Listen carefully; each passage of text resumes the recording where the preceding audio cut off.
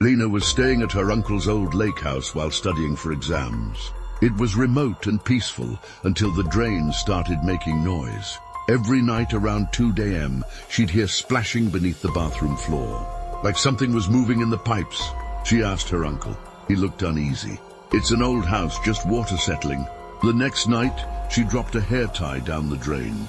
It was gone. At breakfast, it was on the kitchen counter, wet. She thought it was a prank, until the lights began to flicker every time she entered the bathroom. Then came the knocking. From inside the tub, Lena pulled back the curtain, empty. She crouched down and listened at the drain. A soft voice whispered up, "Come down, it's warm down here." She ran. Later that night, she found wet footprints on the hallway floor, leading from the bathroom to her bed. The final straw came when she opened the mirror cabinet. Inside, her toothbrush floated in standing water, and something else blinked beneath the surface. Now Lena showers at the gym, but every night the pipes still knock, still call. And each morning, something new from her room is left on the dock, waiting. Jade was dog-sitting at a friend's suburban home for the weekend. Quiet neighborhood, too quiet. At 3:11 a.m., the doorbell rang. She checked the camera. No one there. She assumed it was a glitch, until it rang again. And again, always at the exact same time each night. The dog growled, whimpered. By the third night, she stayed up, camera feed open. At 3:11, the bell rang. Still no one there. Then in the next frame, something moved. A tall shape, thin, head tilted at an unnatural angle, standing just past the porch light in the dark. She locked every door, turned off all the lights. At 3:12, the bell rang again. The figure was closer. She covered the camera. It rang a third time. Now something whispered through the door. "You already opened it, you just don't remember." She backed away, heart racing. Then came a text, "No sender. Thank you." She never heard the bell again. But every morning the doormat is soaked, and muddy footprints lead away from her bedroom door. Ava always felt a strange pull toward mirrors. Her mother said she'd stare at her reflection for hours as a child. She used to talk to it, her mother once whispered. Like it was answering. Ava brushed it off. Childhood imagination. Until her birthday. She looked at an old photo album. In every picture she was alone, but she remembered someone standing beside her, holding her hand. She asked her mother. Her mother froze. "I told them not to bring it up," she whispered. "You were a twin," but she was stillborn. But Ava remembered her vividly. She looked into the mirror that night and felt something move. Not outside the glass, but behind it. A reflection that blinked first, and smiled. The next morning, Ava was written in condensation on her mirror. But underneath it, another name. She never told anyone, until she woke up one morning, face to face with her own sleeping body. From inside the mirror, now Ava watches from the other side, and Eva lives her life instead. Mira moved into a third-floor apartment, quiet building. No one above her. So when she heard footsteps on the ceiling her first night, she froze. They were slow, deliberate. She assumed it was plumbing, settling. But every night the footsteps came back. Same pattern, same pace. She knocked on the ceiling. The footsteps stopped, then knocked back. She called the landlord. "No one's lived in the fourth-floor unit since the fire," he said. "It's sealed." She asked why. He hesitated. "There's nothing up there." But that night something new joined the footsteps. Breathing. Heavy, labored, then dragging. She stood on her bed, tapped the ceiling again. This time the reply was scratching. She moved her bed. The next night the footsteps were louder and came with whispers. She recorded the ceiling and replayed it at dawn. In the footage, the plaster bulged slightly. Something pressed from the other side. She moved out the next day, but now, wherever she sleeps, the ceiling knocks at 3:17 a.m. and whispers. I followed. Lily was helping her landlord renovate a historic house she'd just moved into. While knocking down part of a crumbling wall, she found a small cloth doll. Old hand-stitched, smiling. Its eyes were sewn shut. On the back, stitched in faded thread, "She sees through you." That night she dreamed of someone whispering her name. The next morning, the doll was sitting on her kitchen table. She was sure she'd left it boxed up. The following night, the whisper returned, louder, closer. She checked the box. It was empty. The doll was now beside her bed. She tossed it out, horrified, but it came back. One morning, she found her mirror cracked, and the words, "Don't turn around," etched into the glass. She spun, heart racing. The doll sat behind her on the floor, facing the mirror, smiling wider. She burned it. It screamed. Now every wall in her apartment creaks when the lights go out. And sometimes, late at night, she hears soft, tiny footsteps crawling inside them, looking for a way back in. Rachel had just signed the lease on a quaint studio above an antique store. She was happy to have finally gotten her own place. While exploring, she found a small locked door in the hallway. She asked the landlord. "There's no door there," he said, confused. "I promise there's only one room." But that night, Rachel noticed that the same door was unlocked and slightly open. She peeked inside, just a narrow room with a single chair facing the wall. The air was ice cold. She closed it quickly. The next day, she checked the building's floor plan online. The room wasn't there. That night, she woke at 3:06 a.m. The door creaked open. The chair was turned around, facing her, empty. And something whispered, "Sit, stay." Rachel slammed it shut and nailed it closed. The next morning, the nails were gone, but the chair was in her bedroom room. Ava was a music student staying in a dorm alone over break. She practiced piano nightly in the common room. One night she played a new piece, haunting, dissonant, unfinished. Every time she paused, she swore she heard something beneath the silence, breathing, then whispering. She checked the room. Nothing. The next night, she recorded herself playing. When she played back the video, the silences between notes weren't empty. They were filled with soft voices, repeating one phrase, "Play it again." She stopped, but the piano didn't. Notes played themselves in the night, wrong keys, low and angry. She covered the piano with a sheet, tied it shut. Still it played. Ava confronted her professor. His face went pale. "You weren't supposed to touch that sheet music," he said. "It was the last composition of a girl who vanished here." The keys were the last thing anyone heard. Ava left the room shaking. That night she heard it again, but not from the common room. From under her bed, Isla picked up a framed painting at a thrift store. She hung it in her bedroom. She liked how unsettling it felt. The first night, she woke to a strange sensation, like being watched. The painting had changed. The girl was looking at her. She chalked it up to her imagination. But each night she woke around 3 a.m. And each time the painting was different. The girl's back was arching. Her arms were lifting. On the fifth night her face was visible. It looked exactly like Isla. Terrified, Isla tried to remove the painting, but it was stuck, glued to the wall somehow. She smashed the frame. Beneath the canvas was another painting. Of her room, of her bed, and of herself, sleeping. That night she woke, gasping. The painting was whole again, and in it, the painted version of her had opened its eyes. Marina went hiking alone to clear her head. In the dense woods, she stumbled on a small, weathered doll made of twigs and cloth. Curious, she brought it back and set it on her shelf. That night, she woke to the sound of scratching.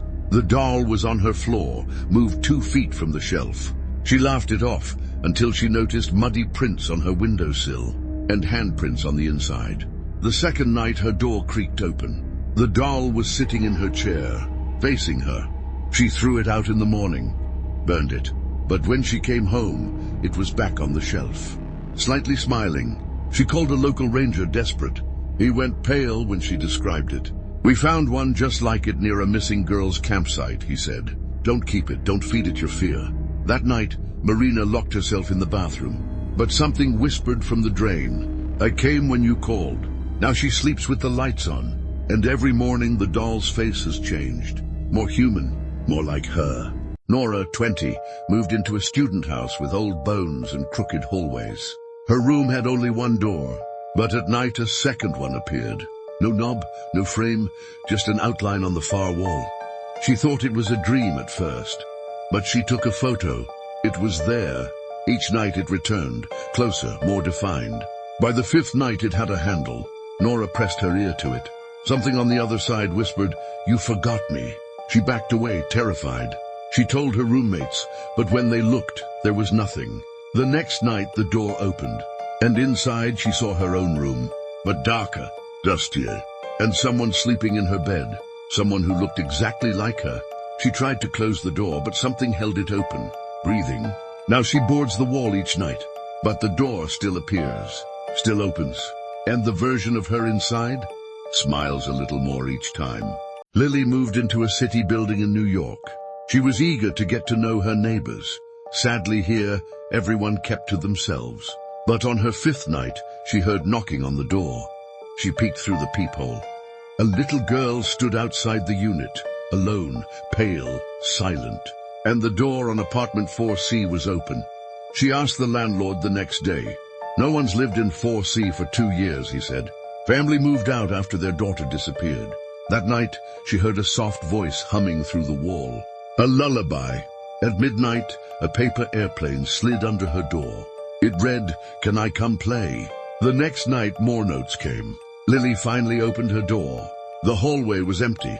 But now, every time she turns her back, her door unlocks itself. And she finds tiny wet footprints in her kitchen. Naomi had just moved to a new city alone to start her new career as a dentist.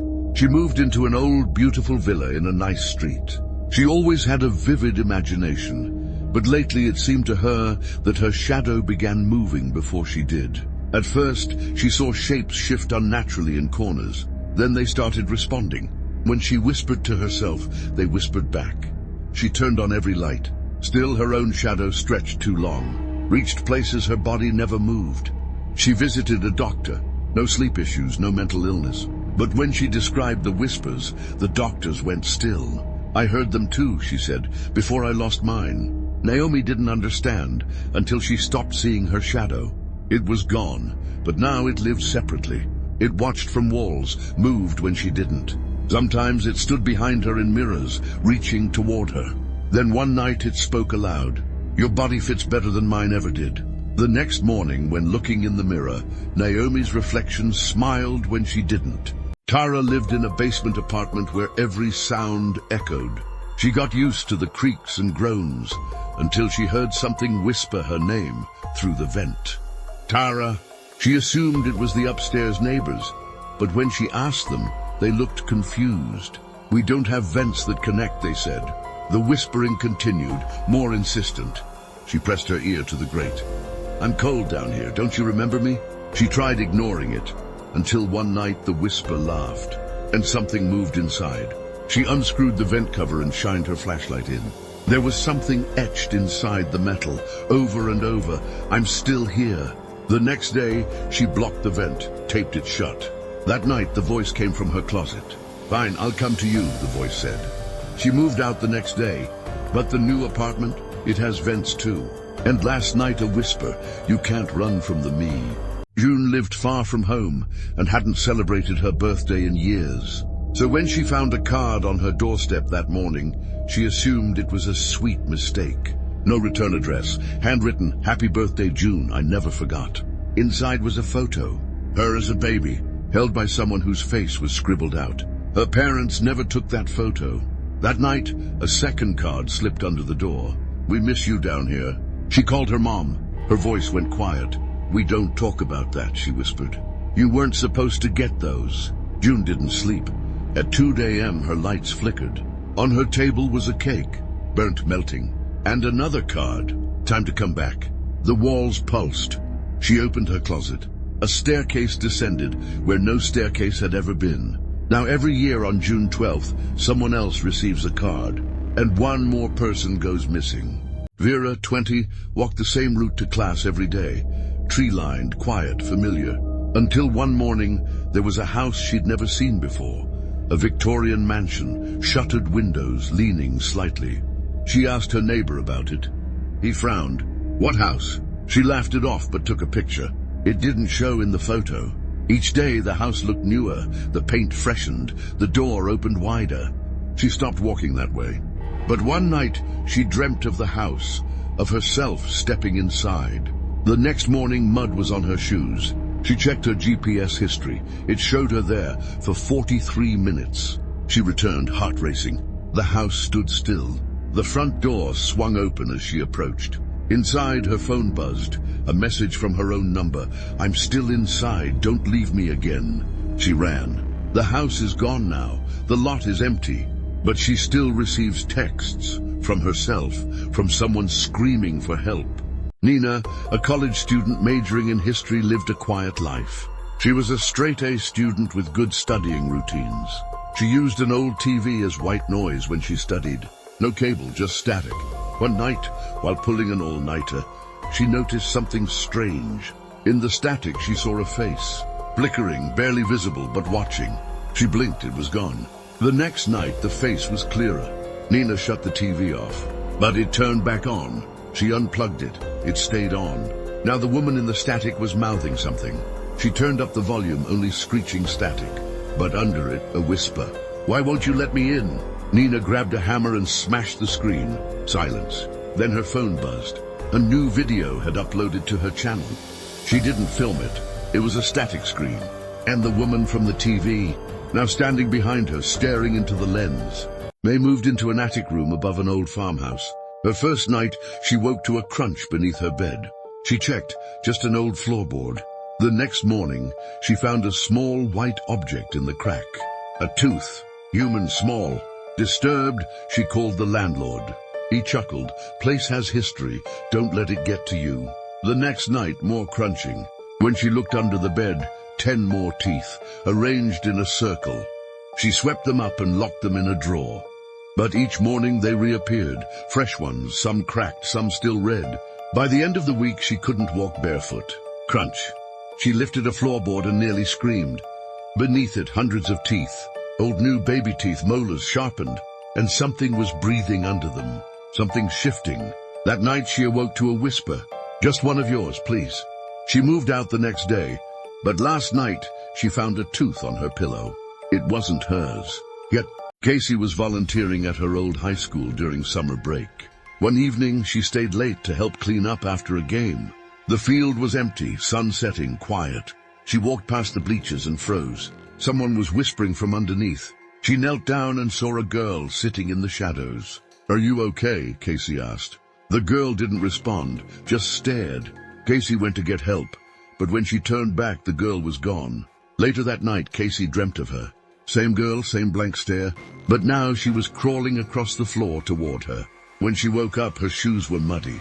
She asked one of the janitors the next day. They looked nervous. Said years ago a girl vanished during a pep rally. Last seen near the bleachers. They said she was never found. That night, Casey returned with a flashlight. Under the bleachers sat a small wooden box. Inside it, a school ID, the missing girls, and something else, a single braid of Casey's own hair. Now every night, just after midnight, her phone buzzes. One photo, taken from the ground, always from under the bleachers. Elena found the old grandfather clock at a garage sale. It was ornate, hand-carved, and stuck at exactly 3:33. She thought it would make a cool statement piece. That night it started ticking. At first she was thrilled, until she realized the hands were moving the wrong way, backwards. She tried resetting it, replacing the battery. Nothing worked. Then she noticed her phone battery also draining backward. Texts she sent began unsending themselves. Her fridge restocked itself with food she'd already eaten. And her calendar, tomorrow's events, was slowly disappearing. She woke up one morning with bruises she remembered getting years ago. The next day, she was missing a tattoo she got at 19. Terrified, she tried to destroy the clock. It wouldn't burn. Now it's counting faster. Last night, she went to bed 20. This morning, she woke up in her childhood room. Her voice was higher. She couldn't reach the sink. She screamed for her mom, her real mom, not the one who'd been dead for 10 years. Footsteps approached. If she doesn't stop the clock tonight, she'll be gone by morning. Gone where? Even the clock won't say. Hannah moved into an old townhouse with cracked ceilings and peeling wallpaper. It was cheap, quiet, too quiet. The first night, she heard scratching in the hallway. Light, steady. She assumed it was mice. But the scratching followed her. She pressed her ear to the wall. It stopped. The next morning, the wallpaper had bubbled outward. Something beneath was pressing through. She peeled back a strip and nearly dropped her coffee. A finger, human, long nail, curved downward like it had grown inside the wall. She backed away, covered the spot, and tried to ignore it. But that night the scratching returned, more frantic, urgent. She shoved furniture in front of the wall. By morning the dresser had moved. The wallpaper was torn open. Inside, dozens of names were carved into the wood. The same name repeated over and over. Hers. She called her landlord. He didn't answer. She ran outside, asked her neighbor. The woman frowned. No one's lived there since the girl went missing. The one who tore through the walls, screaming her name. That night, Hannah felt it. Not on the wall. From inside her, under her skin, scratching.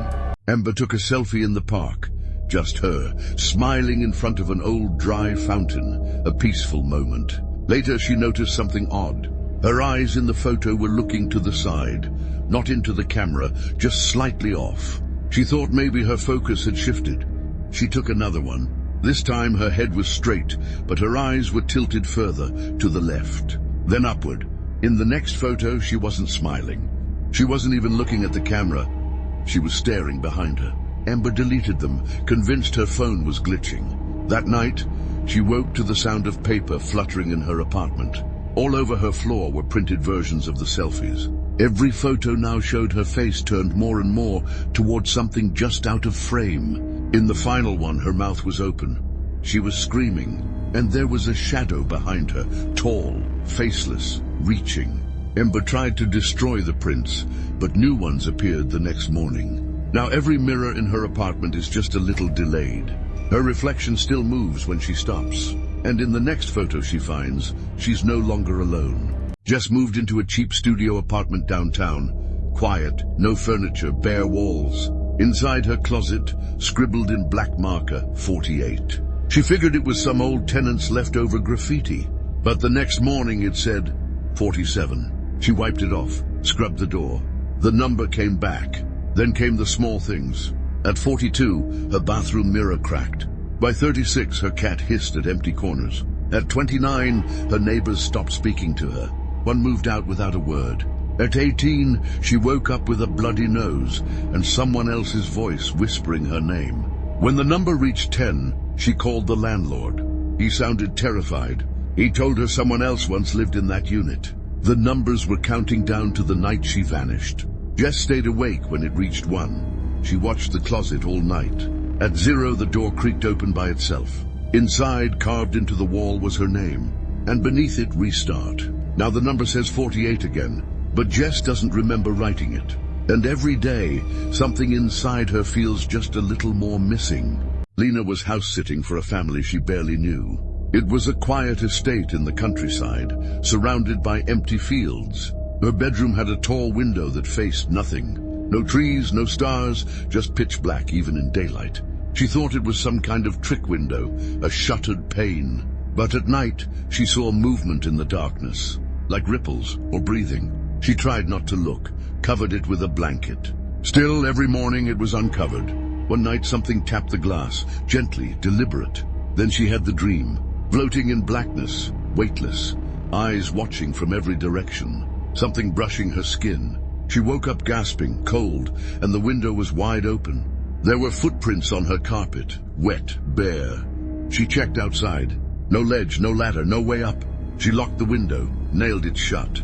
That night, something whispered her name. She turned to look. The window was open again. On her pillow, something was left behind. An eyelash, not hers.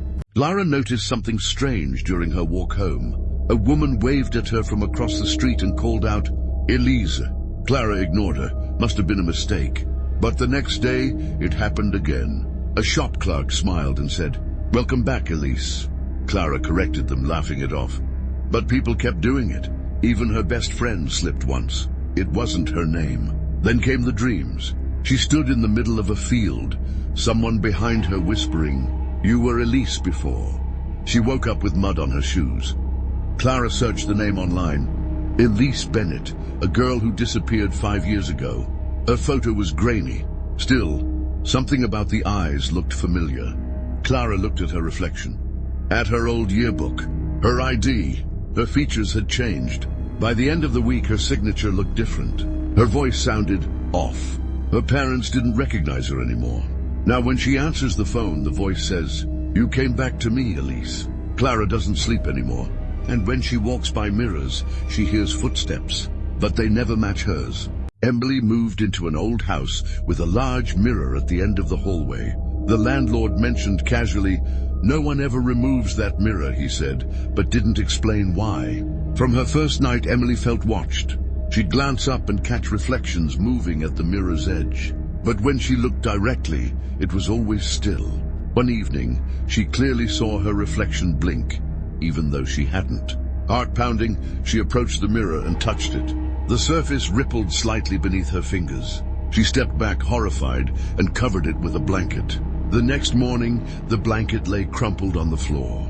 The reflection now mirrored her room perfectly, but with subtle, terrifying differences. Furniture rearranged, doors slightly ajar, shadowy figures standing silently behind her mirrored self. Emily tried smashing it, but the hammer went through as if the mirror were water, pulling her briefly inside. She fought desperately to pull free, gasping for air. Escaping, she stumbled away. Now the reflection smiled warmly, waving gently. From that night on, she avoids the hallway. Yet each morning, she finds wet footprints leading from the mirror to her bedside. She fears the night she'll wake to see herself standing over her, ready to switch places forever. Natalie awoke one morning exhausted, confused by bruises she couldn't explain. Checking her phone, she saw missed calls and worried texts asking where she'd gone last night. She had no memory of leaving her apartment. Panic set in when friends sent blurry photos of her, standing alone in the woods, motionless and pale, eyes reflecting strangely in their flashlights. But Natalie remembered nothing. She retraced her steps using GPS data, arriving at a dense forest clearing she'd never visited consciously. On the ground lay an ornate necklace she'd lost as a child, tangled in roots as if placed deliberately. Terrified, she returned home, but the memory gaps grew worse. Every night she woke somewhere new, always near trees, always alone, with eerie mementos from her childhood scattered around her. A therapist diagnosed sleepwalking, but medication changed nothing. She installed security cameras. Footage showed her calmly leaving the house each night, eyes wide open, smiling unnaturally at someone unseen. One night, Natalie chained herself to her bed. She awoke deep in the forest anyway, chains neatly coiled beside her, smiling faces carved into the surrounding trees. Now Natalie barely sleeps, knowing something ancient has claimed her nights. And each morning, another forgotten night brings her closer to remembering. An outcome she fears far more than anything. Grace rented a small cottage by the lake to finish writing her thesis. The landlord mentioned previous tenants leaving abruptly, but didn't say why. While rearranging furniture, Grace discovered a small trapdoor beneath the living room rug, locked from above. Curious, she forced it open. A narrow staircase led downward into complete darkness. The air below felt colder, ancient. She climbed down cautiously, phone flashlight guiding her steps. The basement was empty, except for a single rocking chair, slightly moving, as though someone had just risen from it. She hurried upstairs, slammed the trapdoor shut, and pushed heavy furniture on top. That night, scratching noises echoed beneath her bed. She turned on lights and found the rug shifted slightly, the furniture moved aside, the trapdoor ajar again. Every night afterward, Grace awoke to footsteps climbing those stairs, stopping just beneath the floorboards, waiting quietly. When she peeked below again, the chair faced directly toward the staircase, rocking gently. She tried locking the trapdoor repeatedly. Each morning it lay open. Now Grace can't leave, compelled by curiosity and dread to stay.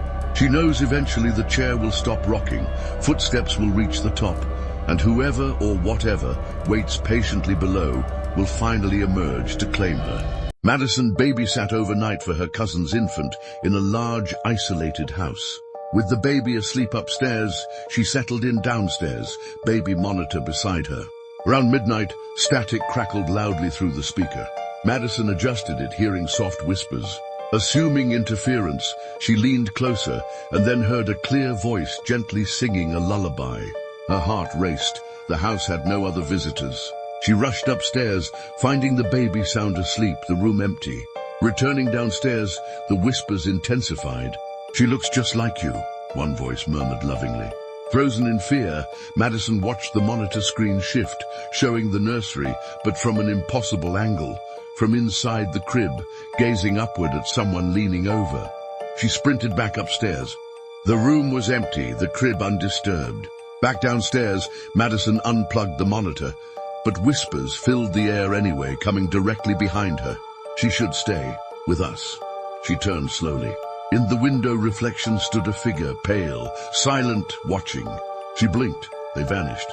Now Madison hears lullabies wherever she goes, whispering voices promising comfort, family, belonging.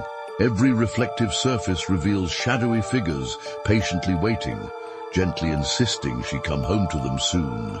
Sophia visited her grandmother's countryside house after her passing to help pack belongings. Upstairs, a tall cabinet in the guest room drew her attention, locked securely. Family members insisted the key had vanished decades earlier.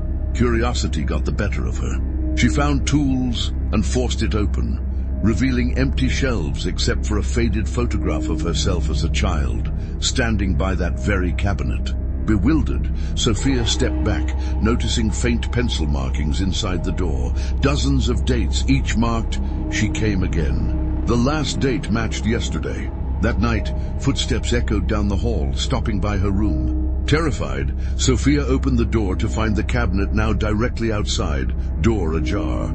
Inside hung her grandmother's necklace, gently swinging. Each night afterward, the cabinet moved closer, appearing at her bedside, doorway facing her.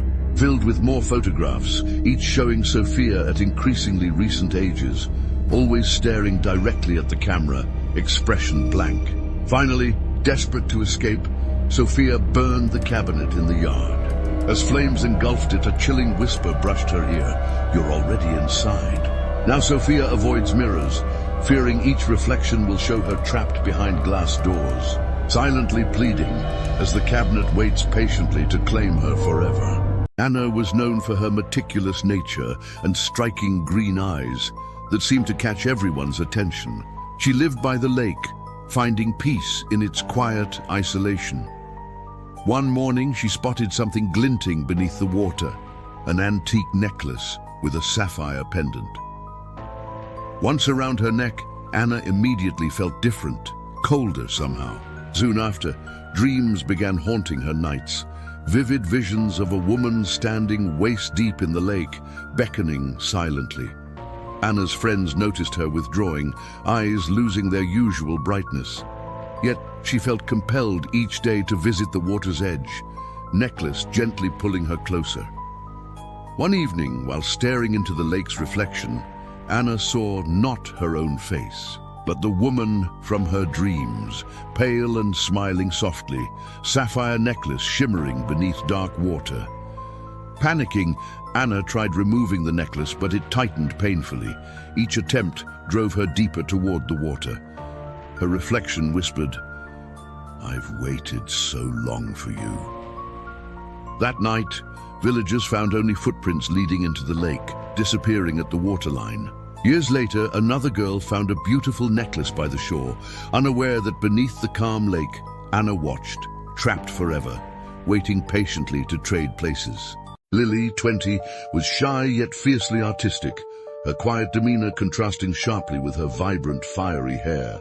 Renting a small studio downtown, Lily cherished solitude, creating vivid paintings reflecting her secret dreams and hidden fears. One evening, while organizing her closet, she discovered an old canvas hidden behind shelves, a portrait of a young woman eerily resembling herself, except the expression was lifeless, eyes coldly staring. Unsettled yet intrigued, Lily kept the painting. Soon after, she began experiencing inexplicable events. Her art supplies scattered overnight, paintings torn apart, and her brushes snapped mysteriously. Friends noticed Lily becoming anxious and distracted, her emerald eyes losing their sparkle as she studied the portrait.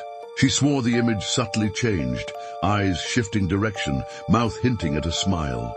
One night, Lily awoke frozen, feeling eyes upon her. In the dim glow from her closet, she saw the portrait's subject stepping from the canvas, pale hand reaching forward. Lily screamed, covering her eyes. When she dared look again, the portrait was empty, canvas blank.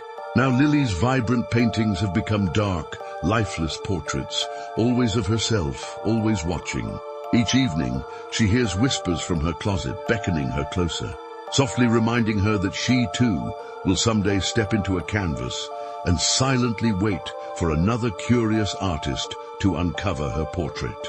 Sophia had an affinity for late-night solitude, spending hours in her attic bedroom, surrounded by books and antique radios she collected. Her quiet confidence and dark curls framed thoughtful, expressive eyes, always lost in contemplation. One stormy midnight, Sophia tuned an antique radio, discovering static punctuated by faint rhythmic tapping. Adjusting the dial, a soft voice whispered clearly, "We see you." Sophia jumped, dismissing it as interference, but the broadcasts grew clearer nightly.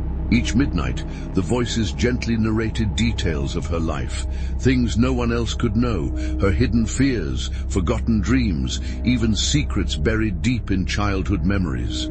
Terrified yet fascinated, Sophia couldn't stop listening. Friends noticed dark circles beneath her eyes, her usual calm demeanor replaced by jittery unease. One night the voice calmly announced, "Tonight we join you." At exactly midnight, every radio erupted with static. Sophia desperately unplugged them all, but voices echoed directly behind her, "We're here." Now Sophia lives quietly, avoiding silence, always surrounded by noise.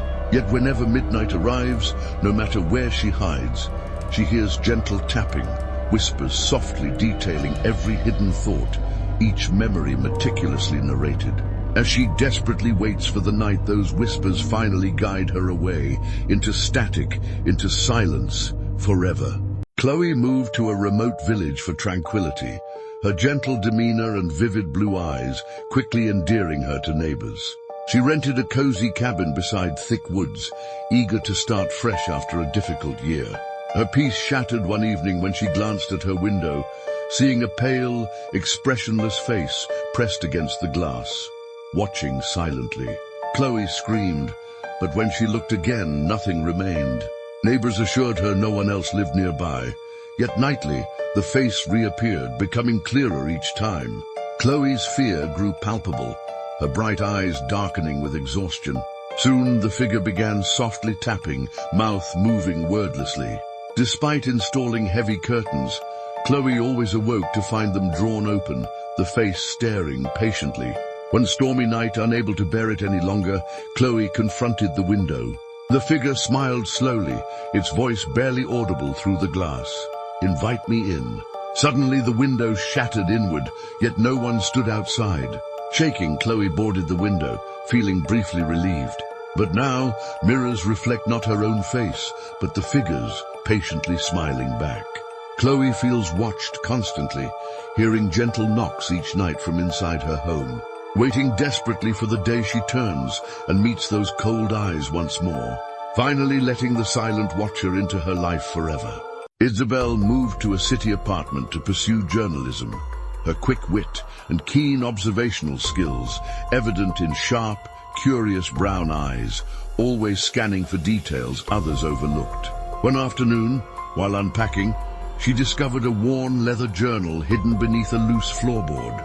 Inside were detailed entries, each meticulously describing Isabel's movements since she arrived, down to exact clothing choices and daily routines. Initially dismissing it as a prank, Isabel became increasingly paranoid as new entries appeared overnight, documenting private conversations, personal thoughts, and intimate details only she could know. She installed security cameras, yet footage showed nothing unusual. Friends noticed Isabel becoming withdrawn, brown eyes darting nervously around rooms, wary of unseen watchers. Then came the entry predicting future events, each precisely occurring. Isabel attempted to discard the journal, but it always reappeared, filled with fresh, chillingly accurate notes. One evening, an entry appeared describing her last moments vividly. Terrified, Isabel fled to a hotel. But waking the next morning, she found the journal on the bed next to her, a new entry patiently waiting. Now Isabel lives in constant fear, desperately trying to outsmart her hidden watcher. Yet she knows someday she'll open the journal to an entry describing the moment she's finally caught, the silent observer waiting patiently to record her final moments. Marina always felt out of place, too introspective, too quiet. Her piercing eyes often seemed lost in thought. After inheriting a creaky farmhouse from a distant aunt, she took the opportunity for solitude. While exploring the dusty attic, Marina found a sepia-toned photograph in an ornate frame. It depicted a group of young women standing outside the same house, but one figure in the back looked exactly like her. Same hair, same expression, same pendant she always wore. Disturbed, Marina researched the house's history, but found nothing linking her to its past. That night, she heard faint laughter above her bedroom, the sound of footsteps dancing slowly in the attic. Each day, she'd find the photograph altered.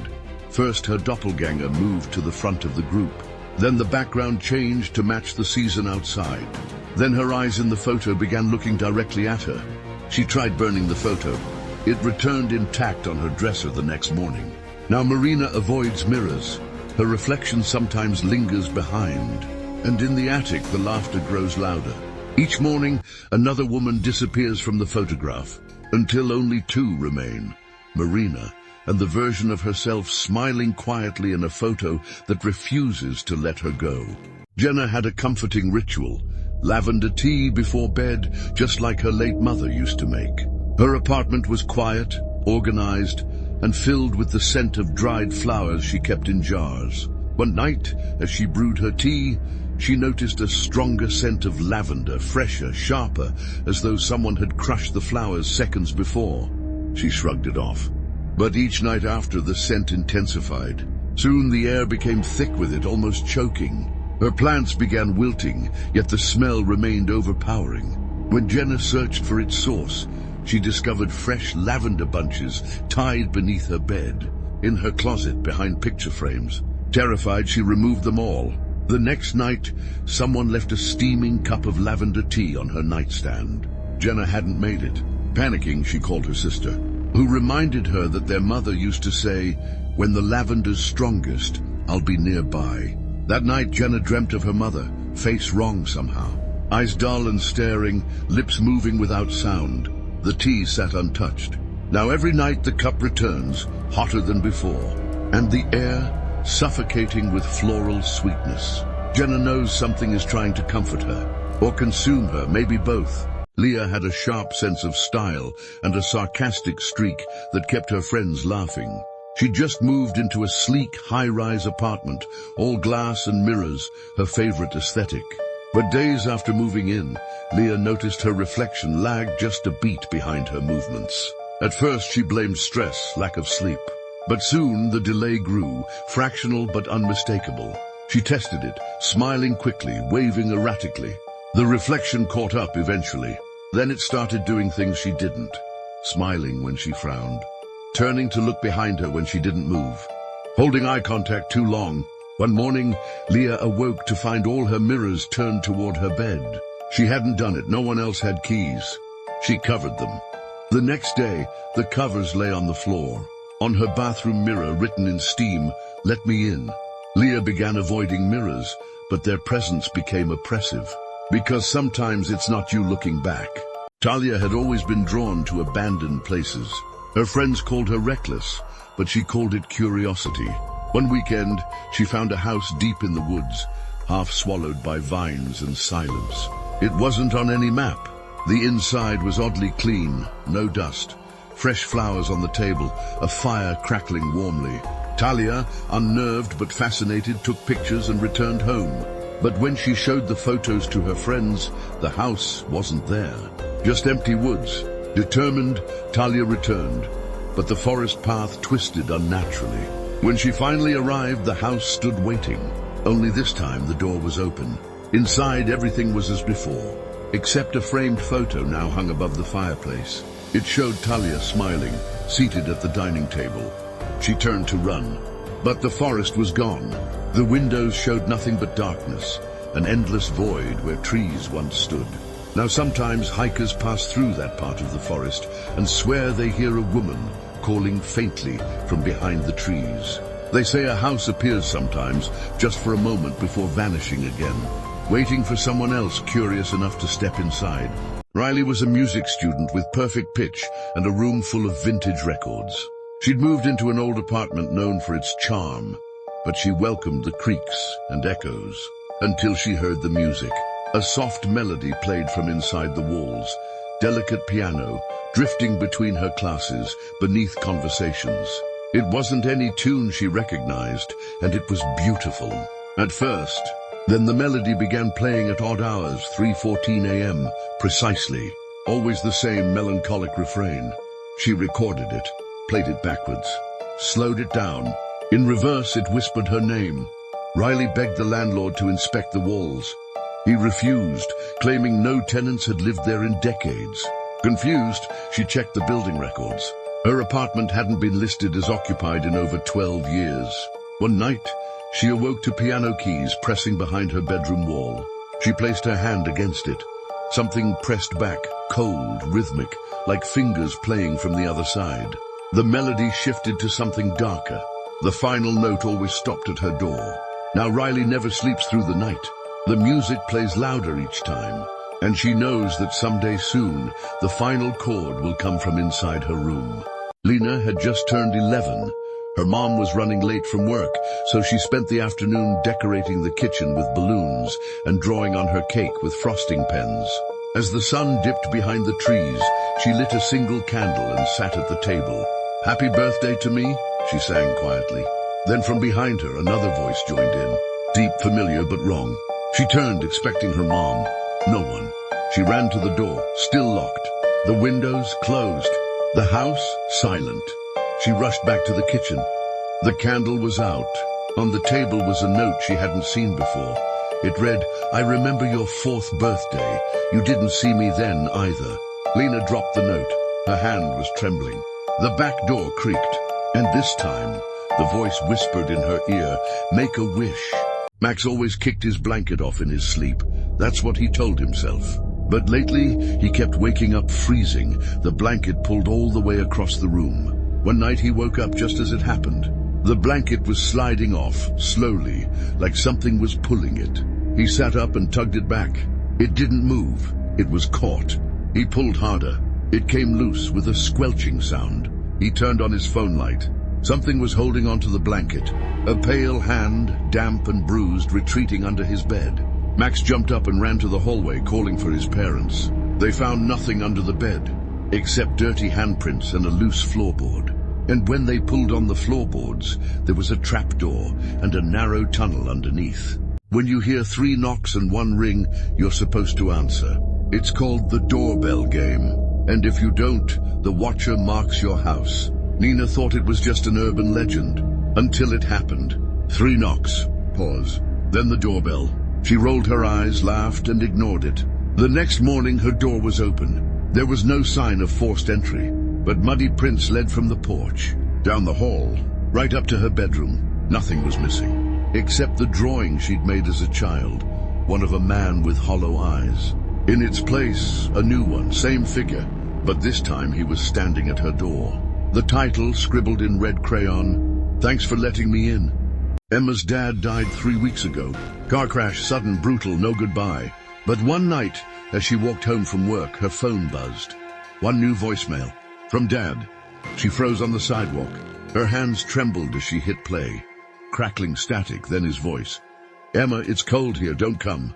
She stood there, frozen, disbelieving. Then another voicemail. She looked up.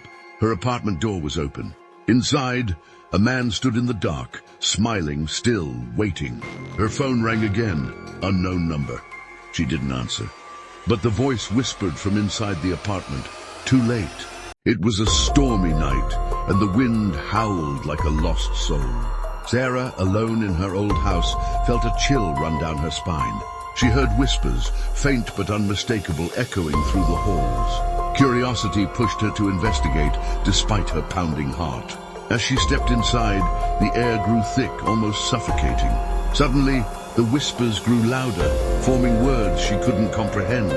Panic surged as she turned to flee, but the door slammed shut. Trapped, she felt a cold breath on her neck, sending shivers down her spine. Heart racing, she spun around, but the figure vanished into thin air. Desperate, she searched for an escape, her mind racing with dread. Suddenly, the whispers returned, clearer this time, calling her name. "Sarah!" They beckoned, a haunting melody that chilled her to the bone. With a surge of courage, she shouted, "Leave me alone!" The whispers fell silent, replaced by an eerie stillness. Just as she thought she was safe, a loud crash echoed behind her. She turned to see the figure reappear, its eyes glowing with malice. In a final act of desperation, she lunged for the window. But the darkness swallowed her whole, and she was never seen again. In the shadows of my crumbling abode, I dwell, a spectre of my own making, haunted by memories that gnaw at my sanity. The air is thick with the scent of damp earth and despair, each creak of the floorboards echoing my guilt, a relentless reminder of my transgressions. I often hear whispers, soft as the rustling leaves outside, taunting me with secrets I cannot bear to acknowledge. My heart races, for I know the truth lies buried beneath the weight of my sins, a darkness that cannot be escaped. Each night I descend deeper into madness, consumed by the very shadows I once called friends. I am but a prisoner of my own mind, trapped in this labyrinth of remorse where the walls close in with every heartbeat. The storm rages outside, a tempest mirroring the turmoil within, urging me to confront the spectre of my past. I hear her voice, sweet yet sinister, calling me to the depths where my darkest secrets lie. With trembling steps I approach, each heartbeat a drumroll to my impending doom, the air thick with dread. In that moment I realize it is I who have summoned this wretched apparition, a reflection of my own guilt. As I stand before her, I understand the true horror lies not in the spectre, but in the depths of my own heart. The storm subsides, yet my torment continues, for I am forever bound to this wretched fate, a prisoner of my own making. And so, I linger in this twilight, forever haunted by the echoes of my past, a ghost among the living. For in the end, it is not the dead that haunt us, but the living and the choices we cannot escape. My heart, once a vessel of love, now a tomb for regret, whispers the truth I dare not speak. I am but a shadow, lost in the echoes of my own despair, a prisoner of the past that clings like fog. And as the night deepens, I embrace my fate, for the darkness is my only companion now. I shall remain here, forever entwined with my guilt, a ghost in my own story, lost to the shadows of time. Lena always avoided mirrors at night, not because of superstition, because of instinct. She'd never liked the way her reflection felt like it waited for her. But tonight, in her dorm's dim bathroom, she caught herself staring. Exhausted, hollow-eyed, she blinked, and her reflection didn't. She froze. Tentatively, she raised her hand. The reflection did nothing, then slowly smiled, just a little. That wasn't her smile, it was cruel, knowing. And then it whispered, lips not moving, "You're not real, Lena, you never were." She gasped and flipped off the light, heart racing. The bathroom fell silent, empty. But the voice returned, louder now. Not from the mirror, but from behind her. James moved into a new apartment. The landlord was firm. "Don't open the last room on the left. It's sealed for a reason." James nodded. He didn't care until the noise started. Low scraping, like something dragged nails across the inside of the door. Night after night he ignored it. Until one night he was going to bed. He saw the doorknob turn on its own. He pushed the door open. Dust danced in the moonlight. Cobwebs laced the air. A child's nursery, unlit, unused. A crib sat in the corner, still, too still. As he stepped forward, a hand reached out from the crib. On the wall in faded crayon, "Feed it or it feeds." The door slammed behind him, and the crib began to shake. Mira lived alone in a quiet apartment, but she never felt alone, always felt a presence but never saw anyone. Lights flicked on by themselves, doors unlocked, and sometimes she'd wake to find objects move just slightly. She chalked it up to stress. Until she cleaned the vent behind her couch and found candy wrappers, fingerprints, Polaroids of her sleeping. She called the police. They searched, found nothing. That night she slept on the floor, afraid of the bed. And in the morning, under the mattress, she found a note. "I moved out, but I miss our time together."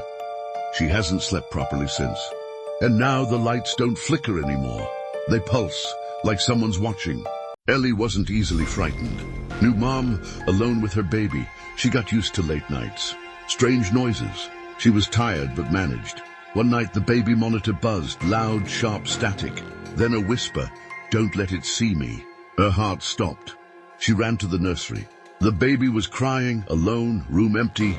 But when she looked back at the monitor screen, a shadow stood over the crib. She unplugged the device. The screen stayed on, and the voice came again. "It's standing behind you now." She turned slowly. There was nothing, but in the monitor's screen, a DTTTs. She was no longer alone. Ben always believed he was an only child, until he found a dusty photo album in the attic. Photos of him, birthdays, parks, holidays. But someone else was always there, a girl, his age, always beside him. He asked his parents. His mother turned pale. His father left the room. Finally she said, "You had a sister, but we weren't supposed to talk about her." That night he heard soft knocking at his window. But he lived on the 3rd floor. A voice whispered, "Tell them I'm still here." He got up and ran towards the door. It slammed shut, and he saw himself in the mirror on the door. But in the background he saw the girl. She was smiling and reaching out for him. Anna was visiting her aunt for the weekend. Old house, drafty, quiet. She couldn't sleep, so she wandered the halls. The guest room mirror caught her eye. She paused, looked in. For a split second, she saw herself sleeping, but she was standing. She stepped closer. Her reflection tilted its head, smiled. Didn't match her movements. Then it whispered, "I'm not trapped in the mirror, you are." The hallway flickered, everything shimmered, and then she blinked and found herself watching from the mirror as her reflection walked away.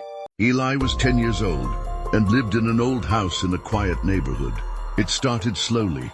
Eli would sometimes see him when he turned off the lights. A tall man in the corners watching, always just out of focus. He blinked, gone. As time went on, this happened more and more often, until one night he built up the courage to not blink. And the man didn't vanish. Eli tried to leave the room. The man was already in the hallway. Eli whispered, "What do you want?" The man smiled and said, "To be seen." Now he sees the man in every room, but no one else does. And he's getting closer. It was supposed to be fun. 5 friends, a sleepover, flashlights, junk food. And one of them brought a printed-out ritual from some horror forum. The candle game, it said. You sit in a circle, light a single candle, and ask the spirit to show itself. Knock once for yes, twice for no. They laughed, except Haley. She didn't like games that invited things. But she didn't want to be the weird one again, so she joined the circle. They lit the candle, the room dimmed, and they asked, "Is anyone here?" Silence. Then one knock. The group froze. Nervous laughter, probably the pipes, maybe a prank. They asked again, "Do you want to play?" 2 knocks. One of the boys whispered, "Guess we're boring." Everyone laughed, except Haley. The candle flickered hard. Her phone buzzed, a message from an unknown number. "I'm here." She looked around. No one else got a message. She didn't say anything. That night, after everyone fell asleep, her phone buzzed again. "Still here." "Still watching." "You laughed at me." She shut the phone off, tossed it under her pillow. Then the candle on the windowsill, cold and unlit, flared back to life. A whisper filled the room. From nowhere, from everywhere. "You brought me here, you laughed, now you'll listen." The flame went out, but something was still breathing right beside her ear. It started with a knock.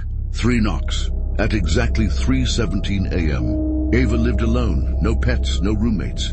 She assumed it was some prank, teenagers maybe, or wind. But it kept happening, every single night. Always 3 knocks, always 3:17. She asked her neighbors. No one heard anything. She installed a camera by the front door. The next morning she checked the footage. Nothing, just her sleeping in bed. But the knocking continued.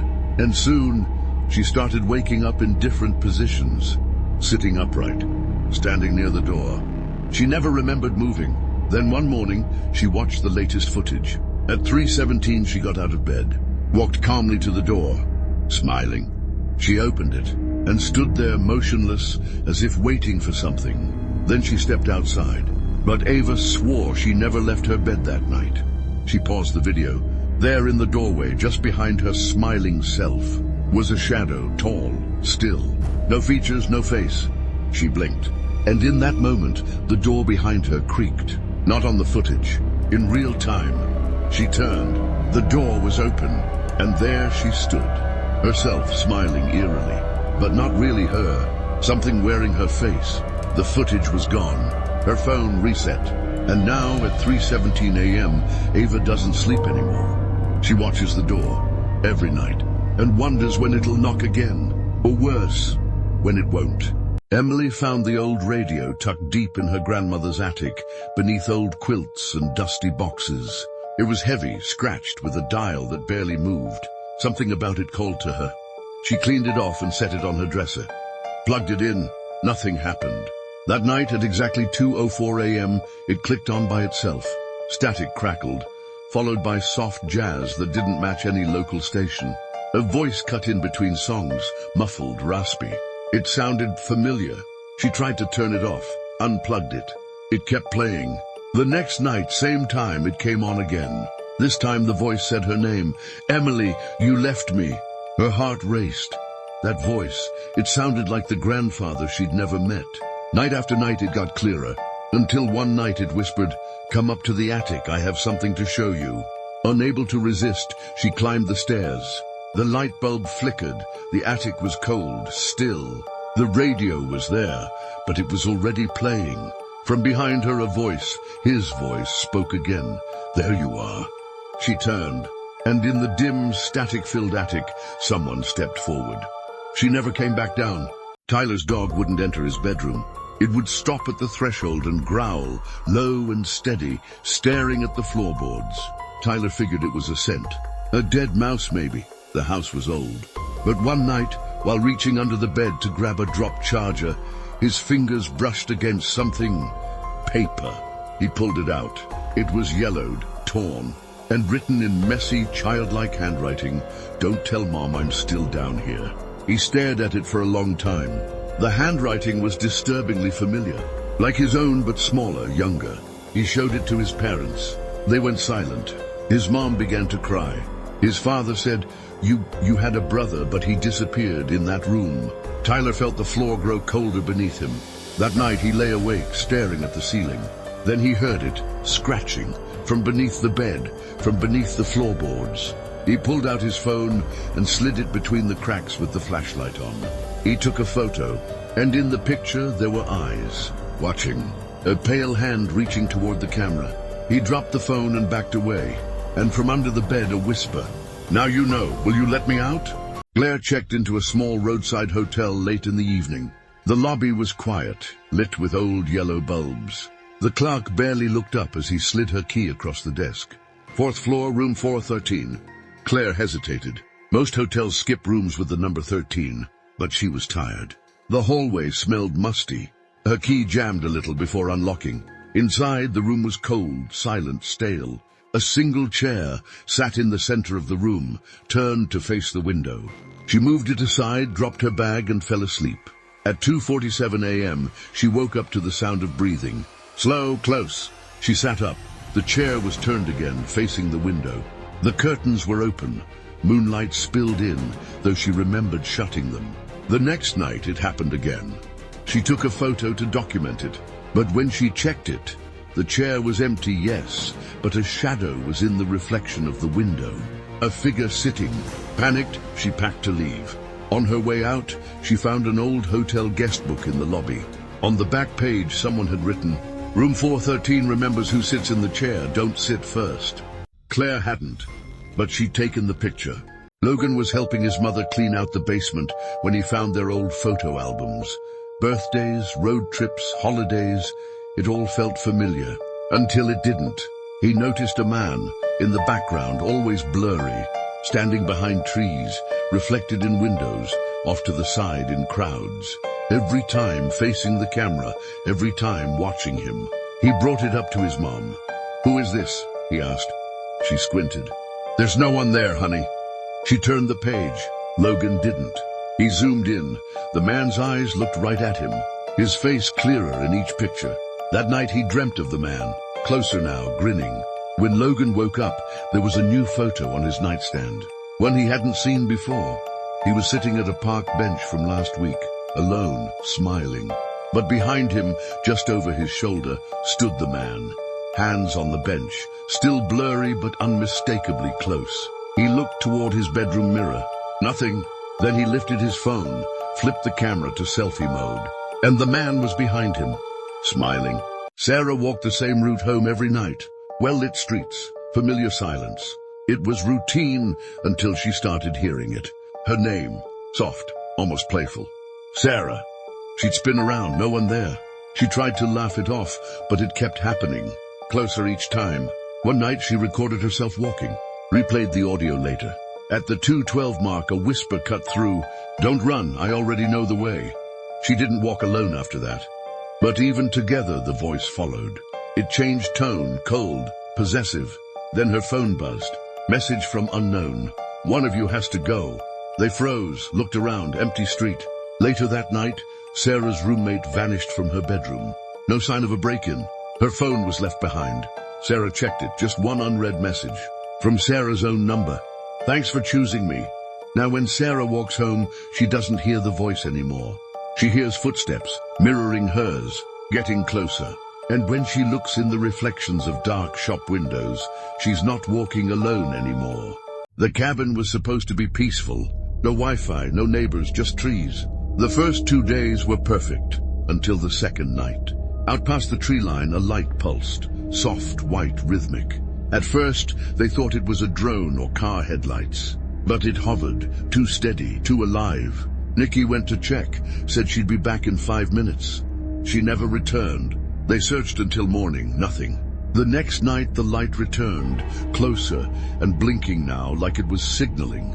One of them suggested leaving, another said wait. That night, the cabin door opened on its own, windless, soundless. And Nikki's voice called from outside, "Guys, come look at this." They ran out, but Nikki wasn't there.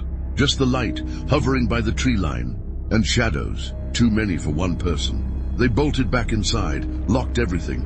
But the light was at the window now, flickering like breath. Something moved past it, and then a knock. Nikki's voice again. "Let me in. I think it followed me." They didn't move, because Nikki never knocked. She always had a key. Nina's new apartment had charm, quirky corners, crooked floors, and a tiny door in the back of her closet. Curious, she opened it. Inside, a crawl space filled with dusty boxes and a leather diary. The first page read, "It only moves when you sleep." She laughed, thought it was a story. But the next day, new entries had appeared. They described her, where she sat, what she dreamed, what she said to herself alone. The diary wasn't just old, it was writing itself. She tried burning it, but the diary reappeared on her bed. That night, scratching came from inside the walls. She opened the diary again. "It's in the bedroom now," it said. Her closet creaked open. She didn't sleep that night. The next morning she moved out, thought it was over, until the diary showed up on her doorstep, open to a fresh page. You can't move away from it, you let it in. Now each morning she wakes to a new entry. But they're not about her anymore. They're about someone else. They are about you. Liam woke to thunder at 2 a.m. Rain lashed against the windows, sudden and heavy. Odd since there hadn't been rain in weeks. As he peeked out, he saw her. A girl, barefoot, soaked, standing at the edge of his driveway. Perfectly still, head tilted, staring at the ground. He opened the door slightly. "Are you okay?" he asked. She didn't look up, didn't flinch, just stood in the rain like she couldn't feel it. He blinked. She was gone. The next morning, muddy footprints trailed from the front door down the hallway to his bedroom. Small, bare, human. No sign of a break-in. The following night, rain again. Same hour. She was back, a step closer this time. He locked the doors, pulled curtains tight. In the morning, his mirror was fogged. On the glass, tiny wet handprints. Inside, he set up cameras, stayed up to watch. At 2:01 a.m., the front door creaked open. The girl stepped inside, her face pale, water dripping onto the floor. And this time she looked up and smiled. Max's TV was old but reliable, until it turned on by itself while unplugged. Every night at 3 a.m., just static. He assumed it was interference, but then he started hearing things. Breathing, whispered words. "Max, don't look away." He recorded it. On playback, the static rippled like water.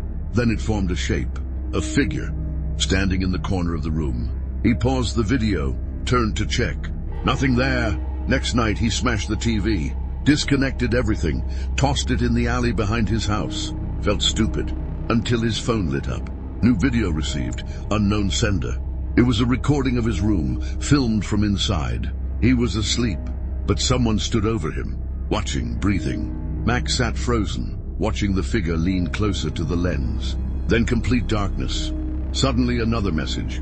The screen was just the start. His phone turned off, then back on. The front camera activated on its own. And in the live feed right behind him was the figure.